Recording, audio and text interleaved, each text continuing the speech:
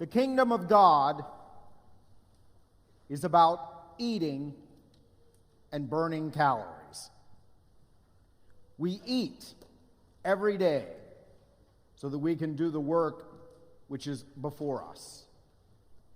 You only get fat when you consume either too much food for the little work ahead of you that day, or you're just simply eating too much and not doing enough. I must be eating a lot. There must be a lot of work ahead of me. We can only hope. And in many ways, I think in our spiritual lives, it's very much the same way. We're fed, we're nourished in order to do the work ahead of us, the work of the Lord for the day. So often, though, in our lives, we try to cut back. We're dieting, or we try to limit what we intake. We ration the portions in order to lose weight. But when we do, are we as productive as we think we might be? Now, for me, breakfast is my favorite meal of the day. And I must not be alone when one looks at all of the IHOPs, Cracker Barrels, and Waffle Houses throughout the United States. I found it very interesting in Mississippi after Katrina, when literally everything that was destroyed. The first things they built, 3 casinos and 4 Waffle Houses. It tells you America's priorities. We like breakfast. Now, typically, because I'm always the constant battle with my weight, my typical breakfast is Special K with red berries and skim milk. But my preferred breakfast is Swiss cheese asparagus omelet with crispy bacon. And I interestingly find I'm much more productive on the days when I have the omelet and the crispy bacon, because my mind isn't thinking about food. A couple of weeks ago when I was on I call it the ultra slim slow diet. It was supposed to be called Slim Fast, but I call it ultra slim. The entire day, all I could do is, in fact, think of food, and when I would see people, they didn't look like people, they looked like ham and steaks and all these other kinds of things, because my mind, we become preoccupied. Food, we have to eat, but we eat in proper balance to do the work ahead of us for the day. Today, in the first 2 readings, we hear about food and meals. In the Old Testament reading, we hear about the most important meal in Jewish history, which our Jewish brothers earlier in the week celebrated 5,000 years after it had been instituted in Egypt. And they gathered around as families throughout the world, eating the same things they've been eating for 5,000 years: bitter herbs, lamb, and unleavened bread. It's not about the quantity of what they eat, but the significance of what they eat. And it's all to show God's power on their behalf, that God would intervene in the lives of a people and rescue them from slavery and give them freedom. And so to this day, they commemorate that event when God showed his power on their behalf. The second reading from St. Paul says, "I hand on to you what I myself received." Now, I think it's very important and significant for us to remember that Paul had no lived experience with Jesus in his earthly ministry.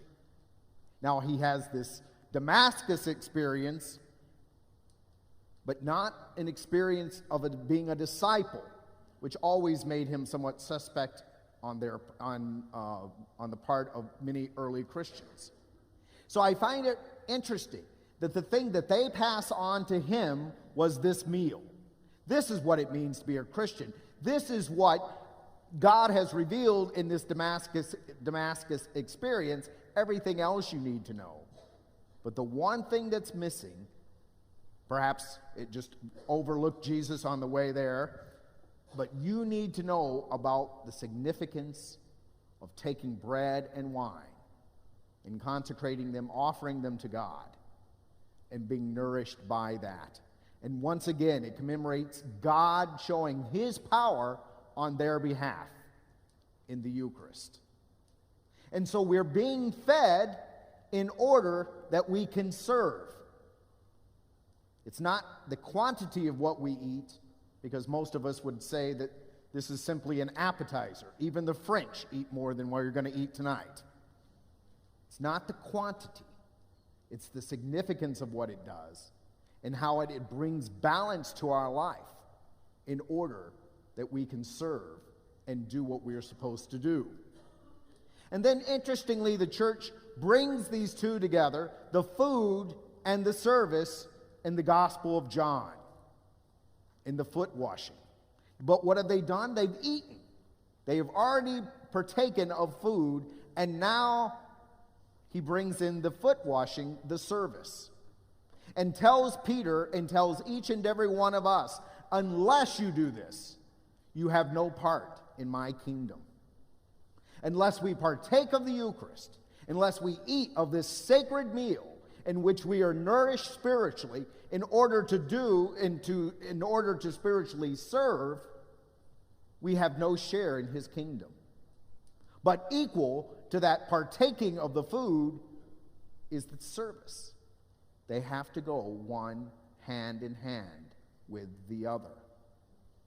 Otherwise, if we just eat and there is no service, we grow spiritually fat and lethargic.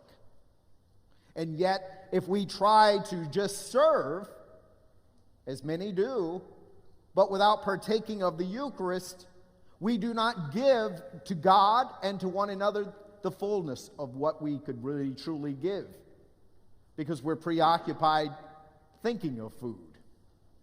So we have to do both together. How do we serve? And I think that's getting back to the beginning of the analogy of food. We're all called to the table of the Lord, and in a special way tonight. We're all called to eat the same thing in many ways, but serve differently, according to our ability, according, in a sense, to our desires and talents and gifts. Some of you will serve by building houses. Some of you will serve by stocking food shelves in the pantries of our town. Some of you serve by caring for elderly parents. Some of you serve daily, not only your families, your co-workers, and the things that you do. We're all called to serve. We're not all called to serve in the same way.